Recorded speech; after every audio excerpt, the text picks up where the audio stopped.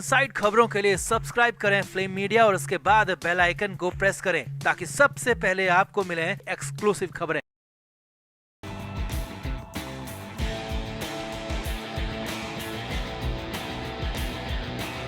महाराष्ट्र की सियासत में हर रोज कुछ नया हो रहा है और अब इधर उद्धव ठाकरे दो तरफ से फंस गए। एक तरफ उनके अपने चचेरे भाई राज ठाकरे की जिद है तो वहीं दूसरी तरफ उनके अपने बेटे आदित्य ठाकरे की फरमाइश है और एक नहीं दोनों तरफ से कीलों वाला जी हाँ जो कि तीखा चुभ रहा है। उद्धव ठाकरे को ऐसा फटका लगा है। राज ठाकरे ने तो यहाँ तक कह दिया है कि उद्धव ठाकरे की पार्टी बड़ी पार्टी और बड़ा दिल दिखाए हैं। तो क्या उद्धव ठाकरे के प्लान से उद्धव ठाकरे को ही राज ठाकरे ने कर दिया ढेर? भाई राज और बेटे आदित्य के बीच में कैसे फंस गए और क्या है बेटे की फरमाइश और राज ठाकरे की जिद, सब कुछ आपको दिखाते हैं, बताते हैं। आप भी वीडियो को शेयर करें, कमेंट करके अपनी राय जरूर दें।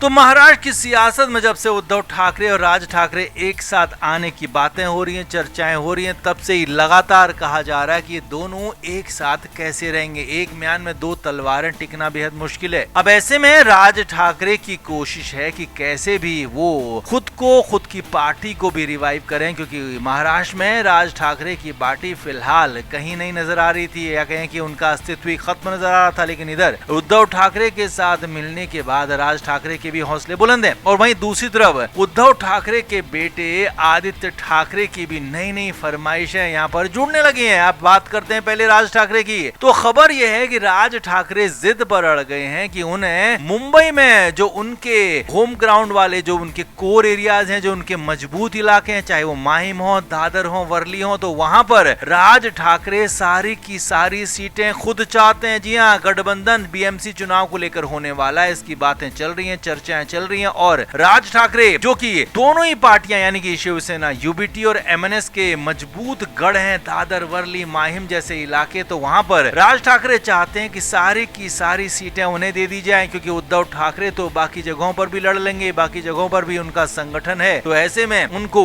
मजबूत गढ़ वाली सीटें दी जाएं ताकि वो भी कुछ बेहतर प्रदर्शन कर सकें। अब हालांकि उद्धव ठाकरे यहाँ पर मानने को तैयार नहीं है, जबकि राज ठाकरे ने कहा है कि उद्धव की पार्टी बड़ी पार्टी है तो उन्हें बड़ा दिल दिखाना चाहिए। अब यानी कि यहाँ पर उद्धव ठाकरे फंस गए हैं। एक तरफ तो वो राज ठाकरे के साथ गठबंधन हर हालत में करना चाहते हैं, तो वहाँ पर राज ठाकरे जिद पर अड़ गए हैं कि दोनों ही पार्टियों के मजबूत गढ़ जो हैं वहाँ पर राज ठाकरे को एडवांटेज दिया जाए, उनकी पार्टी को एडवांटेज दिया जाए। वहीं दूसरी तरफ उद्धव ठाकरे के बेटे आदित्य ठाकरे अपनी फरमाइश ऐसी लेकर आए हैं कि जिनसे उद्धव ठाकरे का ध्यान दूसरी तरफ भी बढ़ गया है। खबर यह है कि उद्धव ठाकरे के बेटे आदित्य महाराष्ट्र विधानसभा में नेता प्रतिपक्ष बनना चाहते हैं और इसके लिए वो खूब जोर आजमाइश कर रहे हैं। न सिर्फ अपनी पार्टी के अंदर बल्कि कांग्रेस और एनसीपी शरद पवार के अंदर भी विधायकों में जबरदस्त तरीके से गोलबंदी कर रहे हैं। और खबर यह है कि उद्धव ठाकरे को वो लगातार मना रहे हैं, बात कर रहे हैं, लेकिन उद्धव ठाकरे बिना शरद पवार से पूछे बात को मानना नहीं चाहते हैं। लेकिन आदित्य ठाकरे की हर हालत में, हर हाल में वो चाहते हैं कि नेता प्रतिपक्ष बने। जिस तरह से राहुल गांधी देश में नेता प्रतिपक्ष हैं लोकसभा के, तो उसी तरह से आदित्य ठाकरे खुद को महाराष्ट्र में युवा हृदय सम्राट बनाना चाहते हैं। राहुल गांधी की तर्ज पर ही आगे बढ़ने की चाहत उनके अंदर है। और साथ ही साथ आदित्य ठाकरे ने यह भी साफ साफ कह दिया है कि बीएमसी का जो चुनाव होगा तो उसमें उनका दखल ज्यादा होना चाहिए। यानी कि उद्धव ठाकरे एक तरफ तो राज ठाकरे की जिद के आगे बुरी तरीके से फंस गए हैं, तो वहीं दूसरी तरफ उनके अपने बेटे उनको बुरी तरीके से फंसा चुके हैं। न सिर्फ वो महाराष्ट्र में नेता प्रतिपक्ष बनना चाहते हैं बल्कि विधानसभा चुनाव से पहले होने वाले इस बीएमसी चुनाव में भी अपना जबरदस्त दखल चाहते हैं। इसीलिए कहा जा रहा है कि दोनों तरफ से यानी कि राज ठाकरे की तरफ से भी, आदित्य ठाकरे की तरफ से भी उद्धव ठाकरे को कीलों वाला फटका पड़ रहा है। दोनों लोग पीछे हटने को तैयार नहीं है, मानने को तैयार नहीं है। तो ऐसे में उद्धव ठाकरे जो प्लान कर रहे थे कि राज ठाकरे का साथ लेकर, राज ठाकरे को साथ मिलाकर अपना फायदा ले लेंगे, राज ठाकरे को गच्चा दे देंगे, तो यहाँ पर बिल्कुल उसी प्लान से राज ठाकरे चल रहे हैं और उद्धव ठाकरे को ही गच्चा देने की प्लानिंग कर रहे हैं। बल्कि वहीं दूसरी तरफ उनके अपने बेटे आदित्य ठाकरे भी उनकी बातों को मान नहीं रहे, सुन नहीं रहे, इसीलिए मुश्किलें उद्धव ठाकरे के लिए बढ़ गई हैं। तो आपका इस पर क्या कहना है? क्या उद्धव ठाकरे के लिए कंडीशन आगे और मुश्किल हो सकती है, खराब हो सकती है? कमेंट करके जरूर बताएं, वीडियो को शेयर भी करें।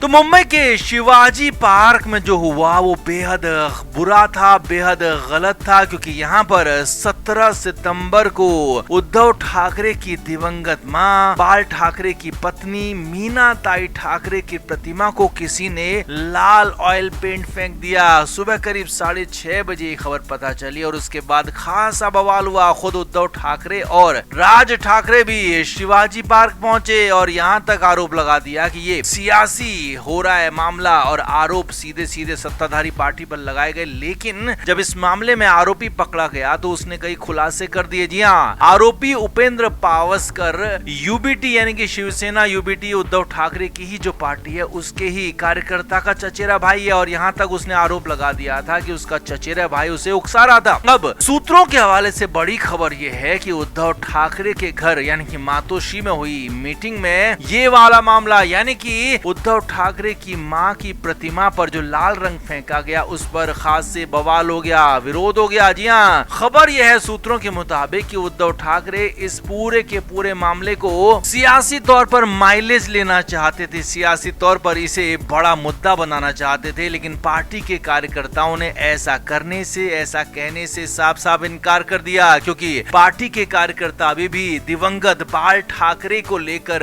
डिवोटेड हैं और बाल ठाकरे की पत्नी मीना ताई ठाकरे की बहुत ज्यादा इज्जत करते हैं। इसीलिए कार्यकर्ताओं ने साफ कह दिया कि मीना ताई ठाकरे का नाम किसी भी तरह से सियासत में इस्तेमाल नहीं होगा।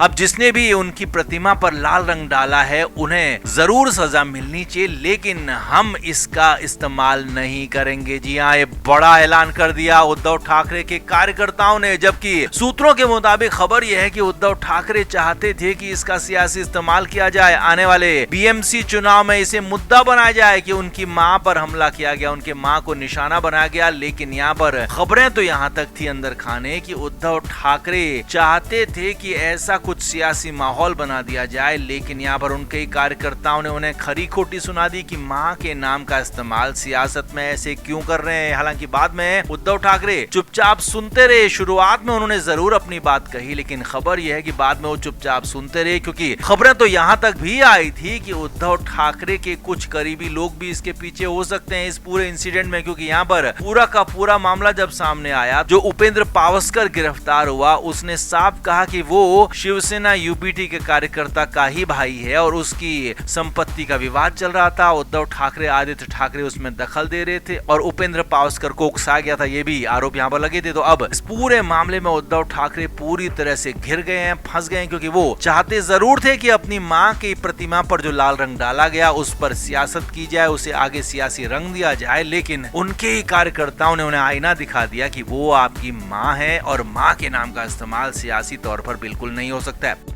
तो आप क्या मानते हैं, क्या उद्धव ठाकरे को उनके कार्यकर्ताओं ने जो आईना दिखाया वो बिल्कुल ठीक किया या फिर उद्धव ठाकरे की सियासत ज्यादा ठीक थी? आप क्या मानते हैं, कमेंट करके जरूर बताएं, वीडियो को शेयर भी करें।